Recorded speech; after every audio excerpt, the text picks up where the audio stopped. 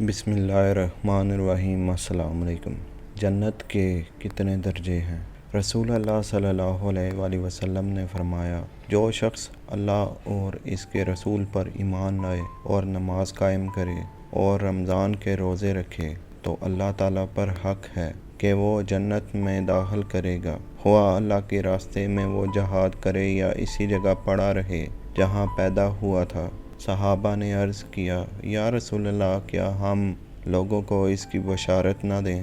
آپ صلی اللہ علیہ وآلہ وسلم نے فرمایا کہ جنت میں 100 درجے ہیں جو اللہ تعالیٰ نے اپنے راستے میں جہاد کرنے والوں کے لیے تیار کیے ہیں۔ ان کے 2 درجوں میں اتنا فاصلہ ہے جتنا آسمان و زمین میں ہے، اس لیے جب اللہ تعالیٰ سے مانگنا ہو تو فردوس مانگو، کیونکہ وہ جنت کا سب سے درمیانی حصہ اور جنت کے سب سے بلند درجے پر ہے۔